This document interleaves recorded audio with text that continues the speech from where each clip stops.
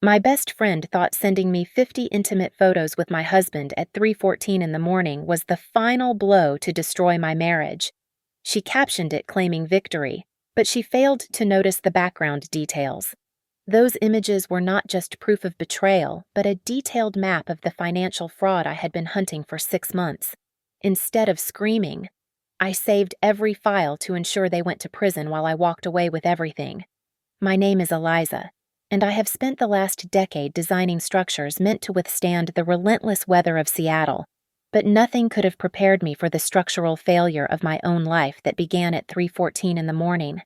The vibration of the phone on the nightstand was a short, violent buzz that sliced through the silence of the master bedroom. I rolled over, blinking against the harsh artificial glare, and saw the name on the screen. Sienna, my best friend from college. The message was simple and cruel. You lost. He chose me. Immediately following those 5 words, my phone began to convulse with a stream of incoming media files. 50 photos in total. A normal wife might have screamed. She might have thrown the phone against the wall or collapsed into a heap of sobbing despair. I did none of those things. I glanced at the baby monitor on the dresser to ensure my 6-year-old son, Leo, was still sleeping soundly in the room down the hall. Once I confirmed he was safe, I sat up against the headboard, the cold silk of the sheets pooling around my waist, and I opened the first image. The room was pitch black, save for the spectral blue glow of the screen illuminating my face. It felt like an interrogation room where I was both the detective and the victim. Sienna had been thorough. The photos were high definition, clearly taken with the latest smartphone model I had bought her as a birthday gift 2 months ago. They were posed with a deliberate, performative intimacy. There they were on a private yacht I did not recognize. There they were at a resort in Cabo that Derek had claimed was a business conference. And there they were, tangled together in the downtown penthouse Derek told me he was leasing as a satellite office for client meetings. She looked triumphant in every frame, staring into the lens with a smirk that demanded a reaction. She wanted me to see the betrayal. She wanted me to break. However, she made a critical error. She forgot that I am an architect. My eyes are trained to ignore the facade and look at the foundation. I did not focus on their entangled limbs or her gloating expression. I zoomed in on the background. In photo number 12, sitting on a marble side table, was a bottle of vintage red wine. I recognized the label immediately. That was a $5,000 bottle of wine. In photo 20, Derek was wearing a watch I had never seen before, a Patek Philippe that costs more than my first car. But the most damning detail was in photo 35. They were in the penthouse, laughing over room service, but scattered across the glass coffee table were several open file folders. I pinched the screen, zooming in until the pixels began to blur, but the text remained legible enough. The logo on the header read, Apex Horizon. My heart did not break. It stopped, then restarted with a cold, mechanical rhythm. Apex Horizon was a ghost project, a shell company I had suspected was being used to drain funds from Vance and Arch, the firm I co-founded. I had spent 6 months hunting for the paper trail, and here it was, served to me on a silver platter by the mistress herself. I did not delete the messages. I did not call Derek. I moved quietly out of bed and retrieved my laptop from my bag. I connected an encrypted external hard drive and began the process of downloading every single image. I was not saving them as keepsakes of a broken heart.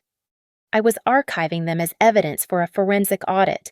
These were not just pictures of adultery. They were documentation of corporate theft, misuse of company funds, and grand larceny. I checked the time.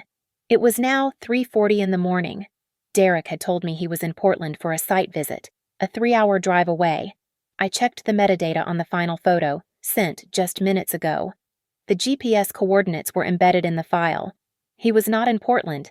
He was in downtown Seattle, less than 10 minutes from where I sat. The crushing weight of sadness I expected never arrived.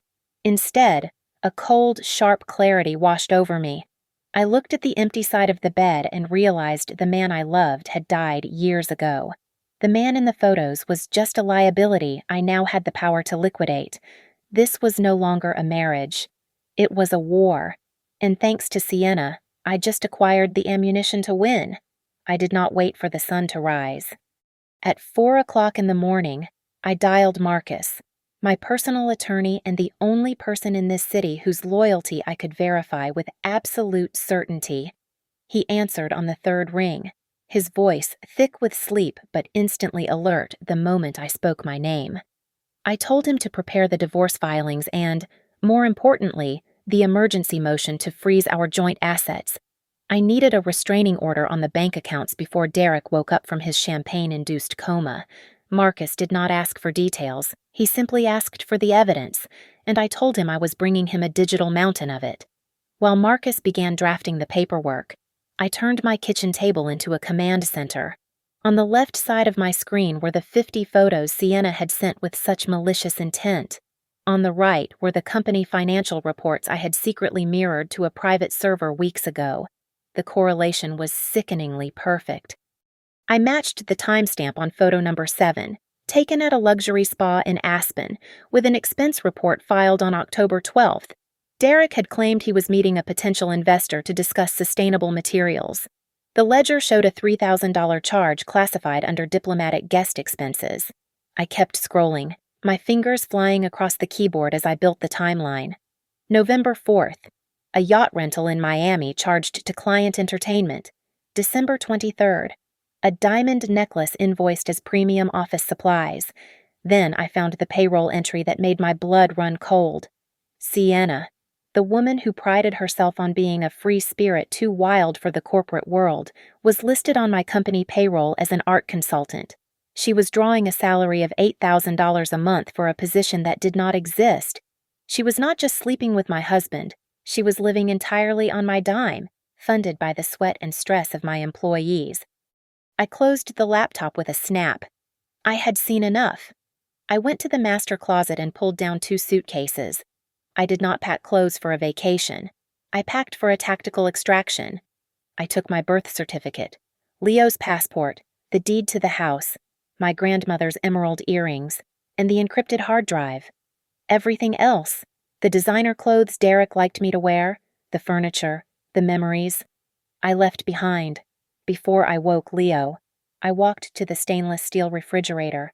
I took a yellow sticky note and a black marker, writing a message that was as practical as it was devastating. I wrote, "The fridge is out of milk, and the account is out of money." I stuck it at eye level, right where he would reach for his morning juice. Then, I disabled the location services on my phone and removed the SIM card. I woke Leo gently, telling him we were going on a secret adventure before school. He was groggy but trusted me implicitly. We drove across the city in the pre-dawn gray, not to a hotel where Derek could find us, but to a modest 2-bedroom apartment in a quiet complex on the north side. I had signed the lease 3 months ago under my maiden name when the first seed of doubt had planted itself in my mind. It was fully furnished, completely off the grid, and safe. Here, we were ghosts. Once Leo was settled with a cartoon and a bowl of cereal, I sat on the floor of the unfurnished living room and opened my laptop one last time. I logged into the Vance and Arch corporate banking portal. As the majority shareholder and primary founder, I had administrative overrides that Derek often forgot about. I watched the cursor blink for a second before I initiated the lockout protocol. I changed every password, revoked his authorization keys, and suspended his corporate credit cards. By the time Derek woke up in that penthouse, he would find himself not only a single man, but a man without a single cent to his name. Looking back, it is almost impressive how neatly they played me. Like actors following a script I was too busy working to read. 10 years ago, the dynamic was already set in stone. I was the shy, talented architecture student who could calculate structural load-bearing ratios in my sleep but could not spot a liar standing right in front of me. Derek was the smooth-talking business major with a smile that could sell ice to a polar bear. And Sienna was the campus queen who treated attention like oxygen. If she went 5 minutes without it, she started to suffocate. There were rumors back then about Derek and Sienna, a murky history of late-night study sessions that did not involve books. but I chose to ignore them. I believed Derek when he swore I was the only one who understood his ambition. And I believed Sienna when she hugged me and called me her sister. I was the architect of my own destruction. When I founded Vance and Arch using the $300,000 my grandmother left me, Derek immediately positioned himself as the logical choice for chief financial officer. He told me that I was the artist, the visionary, and I should not burden my creative mind with the boring details of cash flow and tax filings. I handed him the keys to the kingdom because I thought we were building a future together.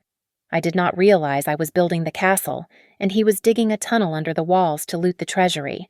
The real invasion began 2 years ago when Sienna reappeared. She showed up on our doorstep, weeping about a cruel landlord and a string of bad luck.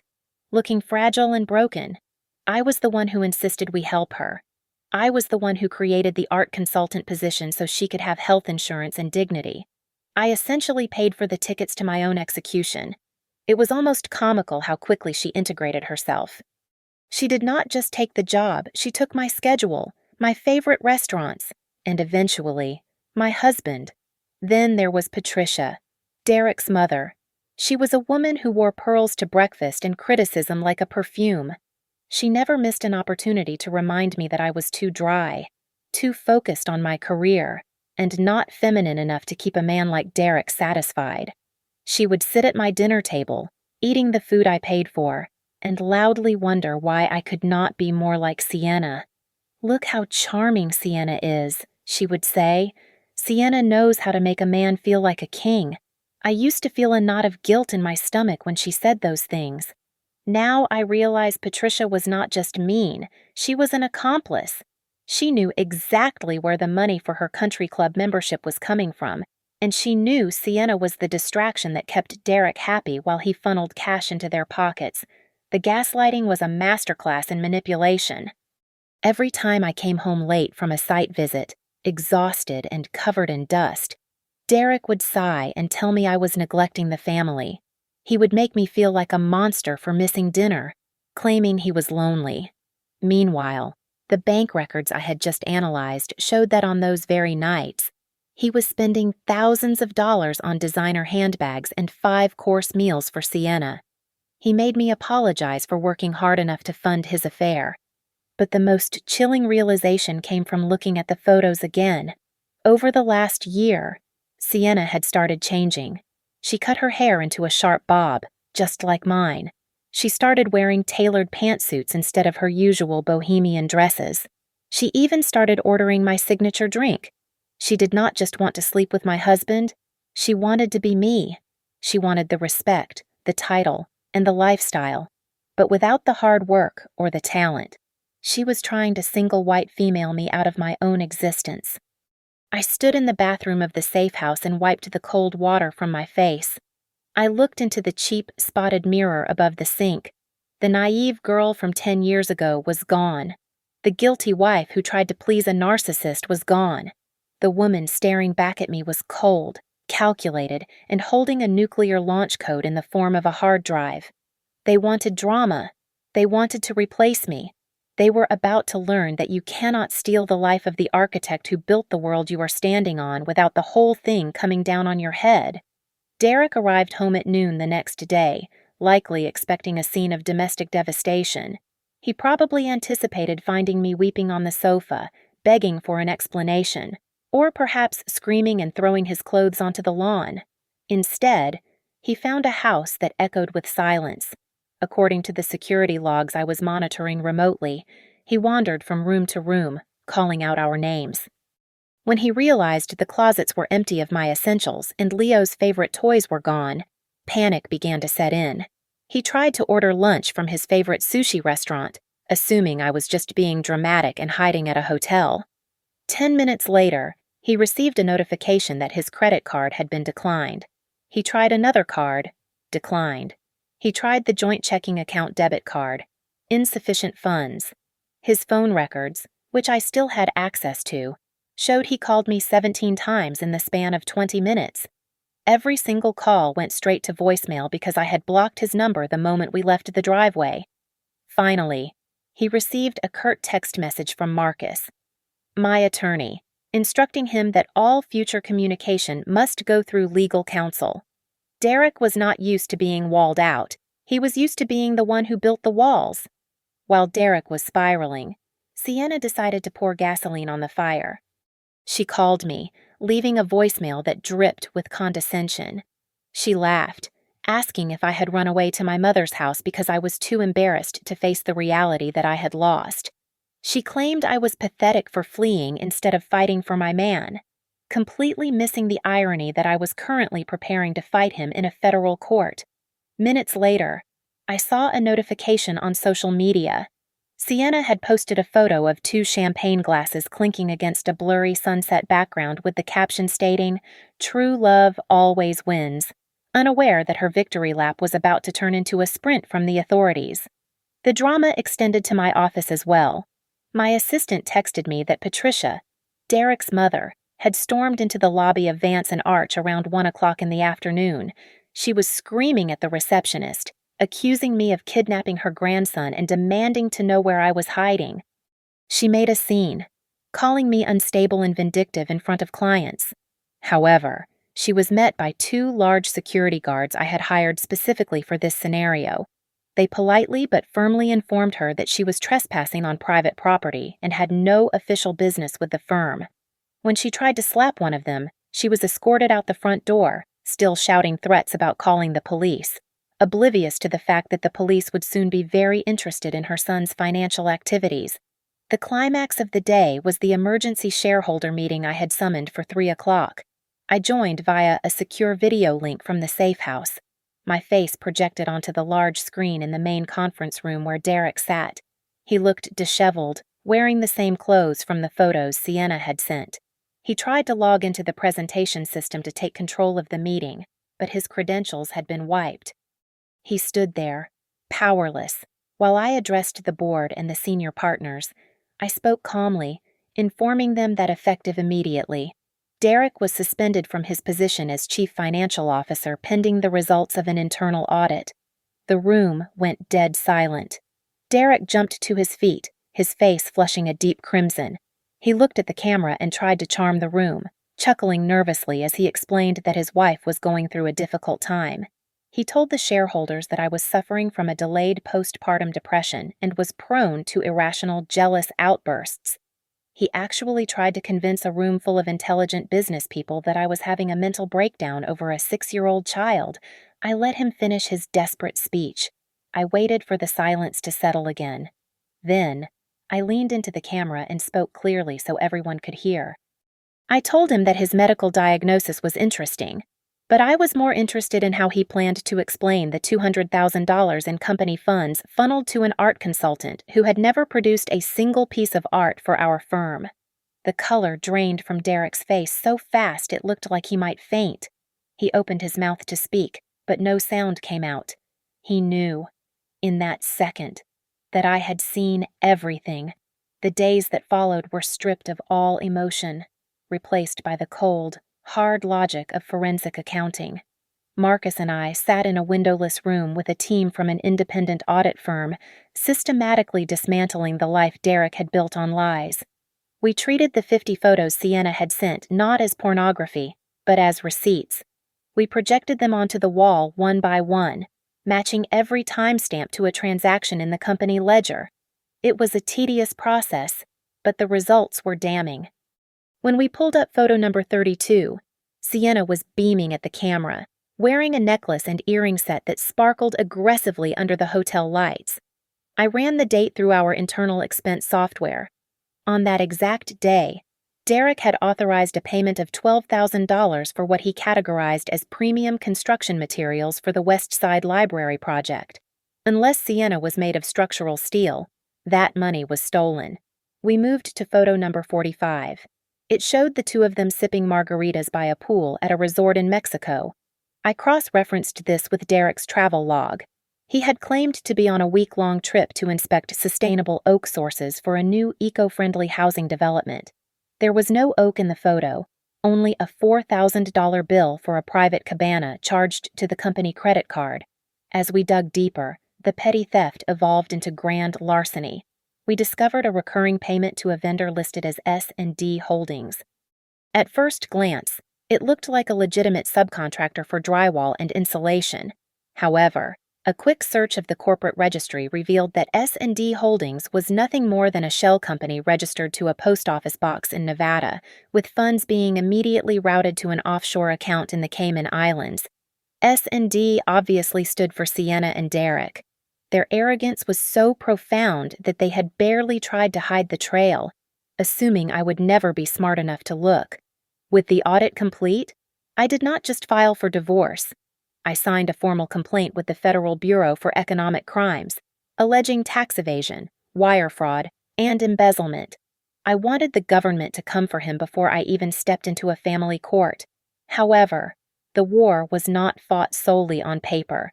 2 days later, there was a frantic knocking at the door of my secret apartment. I checked the peephole and saw Patricia. She had evidently hired a private investigator to track us down. When I opened the door, she did not ask about my well-being. She launched into a rehearsed speech about the sanctity of family and how I was denying a grandmother her right to see her grandson. She told me I was being cruel and that a wife should forgive her husband's indiscretions for the sake of the child. I let her finish her performance.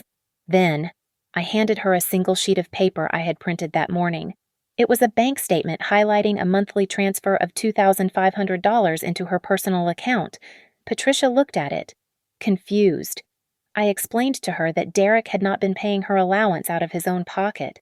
He had been drawing that money from the Vance and Arch Scholarship Fund, a charity account meant to help underprivileged architecture students pay for tuition.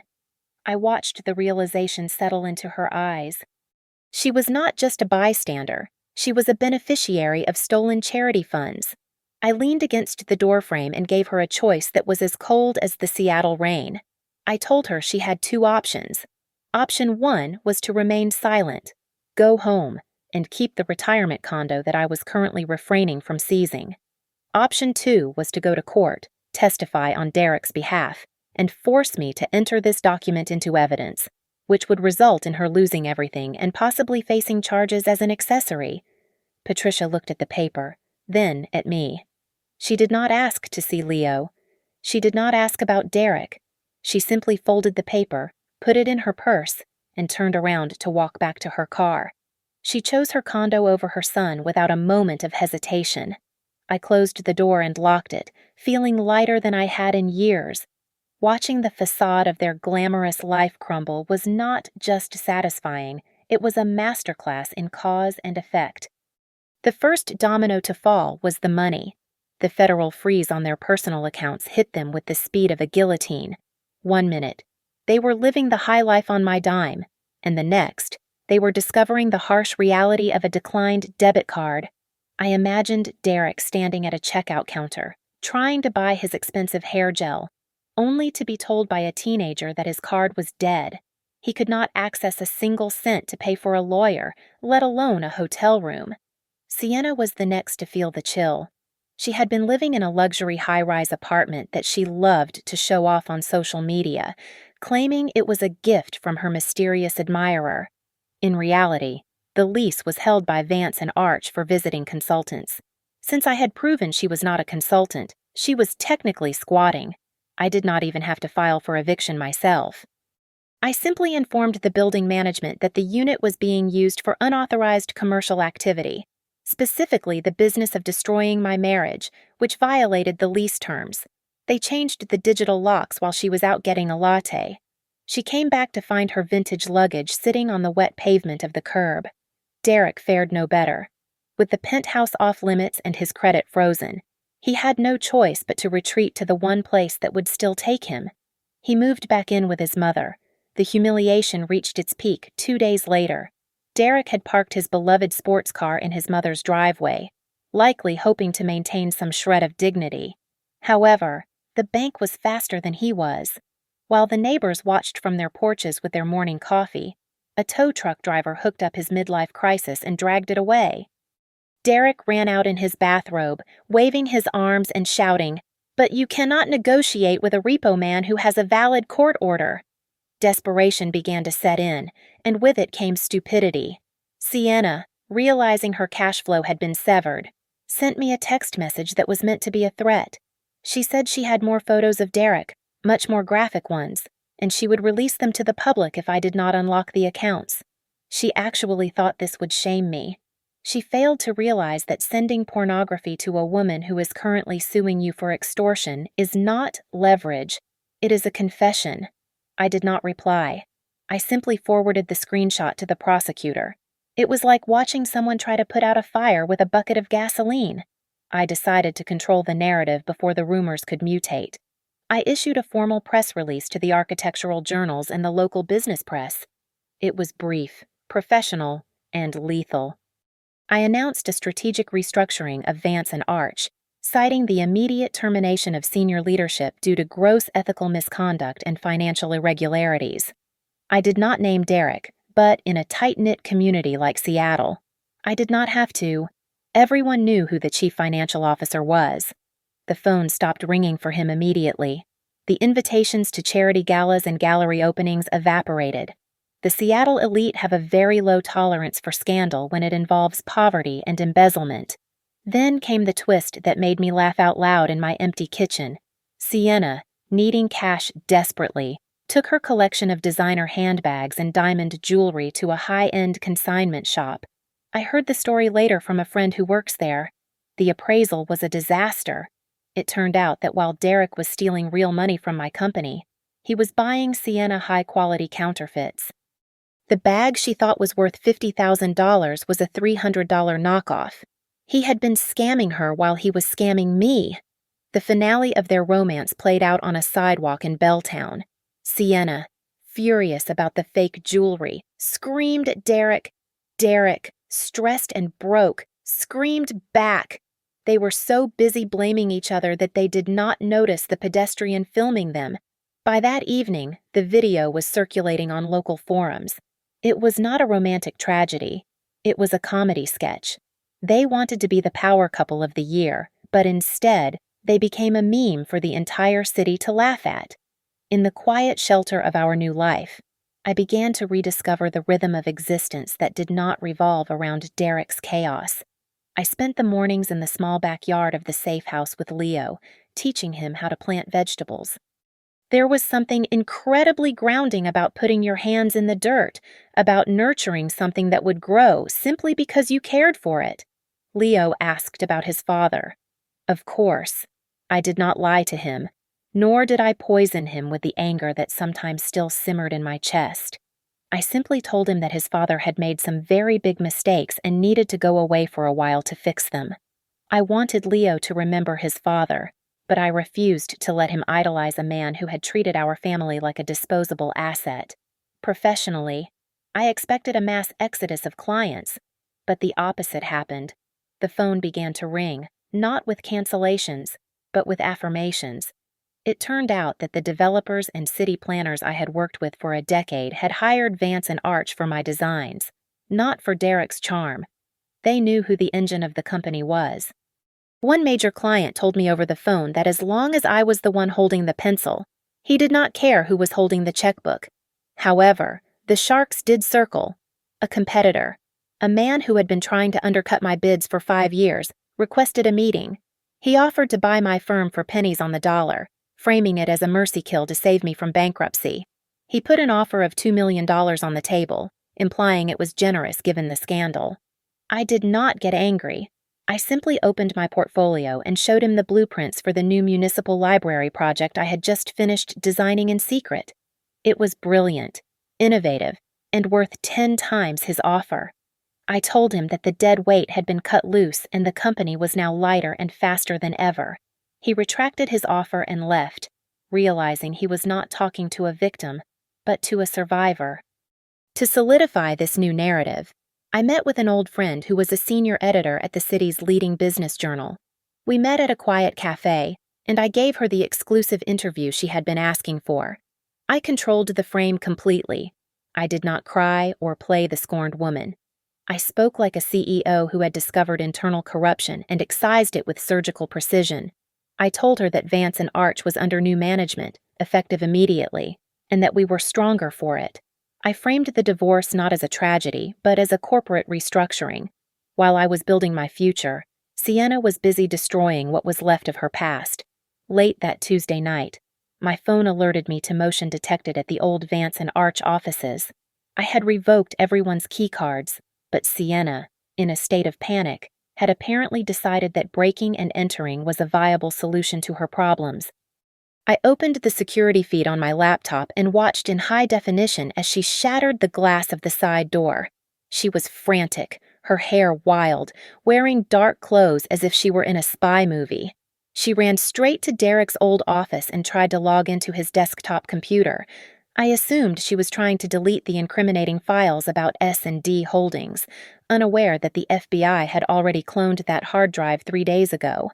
I watched her type in password after password, getting locked out after 3 attempts. When the screen finally locked her out completely, she snapped.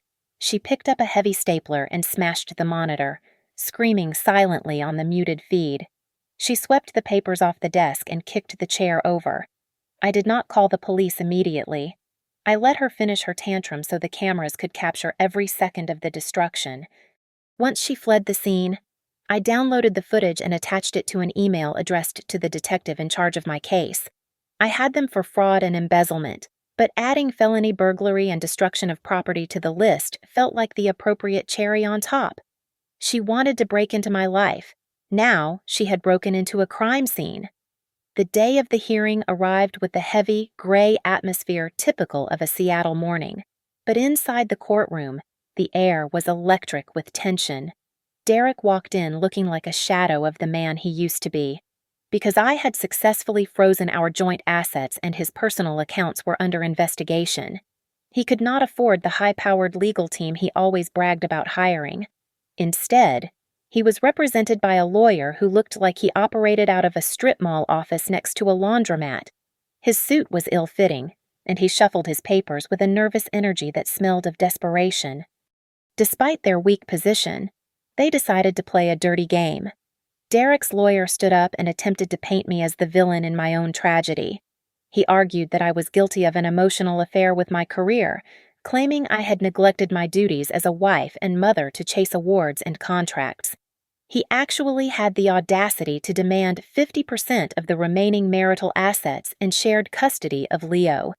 They wanted to take my son to live in a house funded by stolen money, under the care of a father who couldn't even pay for his own lunch. Then came the star witness. Sienna entered the courtroom dressed in a high-necked gray dress and flat shoes, looking like a librarian from the 1950s. She had scrubbed off the heavy makeup and the arrogance, trying to project an image of a wholesome, supportive friend who had been confused by her feelings. It was her best acting performance yet, designed to garnish sympathy from the judge. She sat in the witness stand, folding her hands demurely in her lap, ready to lie under oath. Marcus, my attorney, did not seem impressed. He stood up slowly, buttoning his jacket with a calm precision that terrified the opposition. He did not yell or pace around the room. He simply looked at Sienna and asked a single, razor-sharp question. He asked her if she could explain to the court the origin of the $200,000 currently sitting in her private savings account, specifically the transfer labeled under the Green Shelter Project. The room went deadly quiet. The Green Shelter Project was a charity initiative my firm had launched to build housing for homeless veterans. It was a cause close to my heart, and the implication that she had treated it like her personal piggy bank sucked the air out of the room. Sienna froze. The innocent act crumbled instantly. She stammered, her eyes darting around the room in panic. She looked at Derek, silently begging him to save her, to come up with one of his smooth lies. But Derek, the man who claimed he chose her over me, refused to even meet her gaze. He stared at the mahogany table, distancing himself from the sinking ship he had helped build. That was when I decided to deliver the final blow. I signaled Marcus to introduce our last piece of evidence. It was a digital audio file retrieved from the dashcam of Derek's luxury SUV. Derek had always been careless with technology, forgetting that the camera recorded audio even when the engine was idling. We played the recording for the entire court to hear. The speakers crackled to life, filling the room with the crystal-clear voices of Derek and Sienna. They were laughing, cruel, and mocking, as they plotted to forge my signature on a loan document. They discussed saddling me with massive debt while they planned to run off to Europe with the stolen company funds. The reaction was visceral. The judge, a stern woman with zero tolerance for nonsense, looked at the defendants with undisguised disgust. She did not just see a messy divorce, she saw a criminal conspiracy. She slammed her gavel down with a sound that echoed like a gunshot. She announced that the proceedings were suspended immediately so that the district attorney could review the new evidence for criminal charges. We were no longer talking about who got the house or the car. We were talking about prison time. The color drained from Derek's face, and for the first time, I saw true fear in his eyes. The tables had not just turned, they had been overturned completely. For months. I had played the game by the rules of the court, filing motions and waiting for judges to sign orders. But I realized that true justice required the court of public opinion. I decided that silence was no longer a dignified shield, but a heavy cage, so I unlocked the door. I sat down at my laptop and wrote a blog post with a title that was as sharp as a knife. I called it 50 Photos and the Price of Freedom. I did not upload the nude images or the sordid details of their physical affair because I refused to lower myself to their level of indecency. Instead, I created a gallery of forensic evidence that was far more damaging. I posted the photos side by side with the financial documents. On the left, there was a photo of Derek and Sienna laughing on a private boat charter. On the right, I placed the invoice for that charter, clearly showing it was paid for using funds from the employee pension plan. I took the photo of Sienna enjoying a mud bath at a 5-star spa and placed it next to a withdrawal slip from the charity account dedicated to sick children. I blurred out the sensitive parts of their bodies, but I left the dates and the dollar amounts in high definition. I wanted the world to see that their romance was not a love story. It was a robbery in progress. The reaction was instantaneous and nuclear. The post went viral within 2 hours, shared by thousands of women who saw their own stories reflected in my evidence. It became a rallying cry for anyone who had been financially abused or manipulated. The internet detectives were ruthless. They zoomed in on the photos and pointed out that the vintage coat Sienna was wearing in photo 10 was the same one I had worn in a family Christmas card 3 years prior. She was literally wearing my clothes while spending my money. The outrage reached a fever pitch when they realized the spa treatments were funded by money meant for orphans. The comment section became a digital firing squad. The legal system, fueled by the overwhelming public pressure and the undeniable evidence I had provided, moved with a speed that surprised even Marcus. 2 days after the post went live, federal agents arrived at his mother's house. Derek was arrested and led out in handcuffs, charged with multiple counts of wire fraud, tax evasion, and grand larceny. He looked small and pale, shrinking away from the news cameras that were waiting on the sidewalk. He was no longer the arrogant executive. He was just a thief in a wrinkled shirt. Sienna did not escape the net. She was indicted as a co-conspirator and charged with receiving stolen property and money laundering. The prosecutor argued that she was a willing participant who knowingly benefited from the crime, dismantling her defense that she was just a naive girlfriend. She was facing real prison time, not just a slap on the wrist. In a final act of cowardice, Patricia tried to save herself. She gave a tearful interview to a local tabloid, claiming she was a victim of Sienna's manipulation as much as anyone else. She cried about how that wicked woman had seduced her innocent son and led him astray. It was a pathetic attempt to rewrite history, and nobody bought it.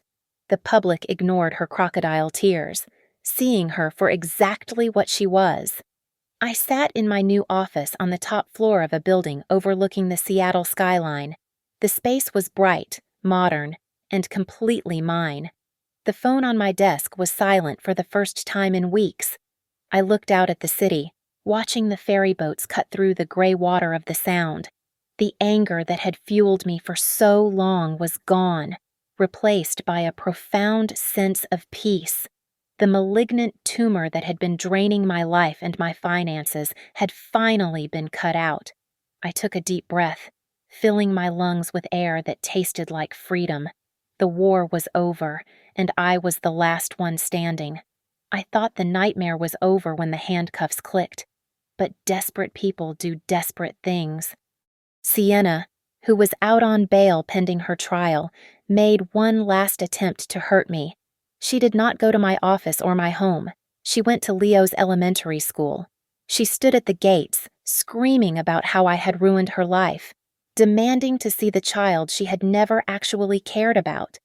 However, I had anticipated this move.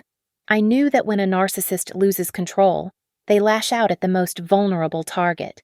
When she arrived, I was already there, standing calmly next to two police officers with a violation of a restraining order in my hand. She looked manic, her eyes wild and her clothes disheveled, a stark contrast to the polished image she had tried to steal from me. She started lunging toward me, screaming that I was the thief, that I had stolen her happiness. I did not flinch. I walked up to the police barricade, looked her dead in the eye, and delivered the truth she needed to hear. I told her, Sienna, you wanted my life. You got it. You have my ex-husband, you have his debts, and now you have his prison sentence. Congratulations, you won. The fight went out of her instantly. She collapsed onto the sidewalk, weeping not for me, but for the reality that finally crushed her. The officers led her away, and that was the last time I ever saw her. Justice moved swiftly after that. Derek was sentenced to 5 years in federal prison for his crimes. The judge, citing his lack of remorse and the severity of the fraud, granted me full permanent custody of Leo. Derek lost his freedom and his fatherhood in the same stroke of the gavel. With the toxicity removed, I scrubbed his name from the building too. Vance and Arch became E.V. Designs.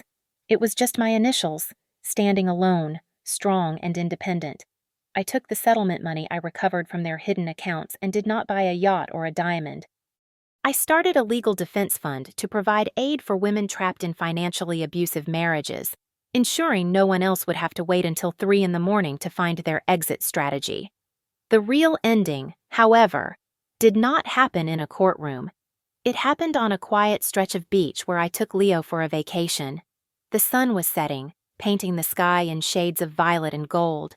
Leo, holding my phone with his small, sandy hands, asked to take a picture of me. I sat on the drift log and smiled. He did not take 50 photos. He took just one. When he showed it to me, I did not check the lighting or the angle. I just saw a woman who looked genuinely happy. My phone buzzed in my hand one last time. It was a message from an unknown number, perhaps a stranger who had read my blog. It simply said, "Thank you for your story." I looked at the screen, then at the ocean. I realized I did not need the phone, or the validation, or the connection to the past anymore. I switched it off and tossed it onto the towel on the sand. I grabbed Leo's hand and we ran toward the water, laughing as the cold waves hit our feet. Finally, completely free. Thank you so much for listening to my story. I would love to know where you are tuning in from, so please leave a comment below sharing your location and your thoughts on how Eliza handled her revenge. If you enjoyed this story, please subscribe to the channel Lily Revenge Stories, like this video, and hit the hype button so more people can hear this journey of justice.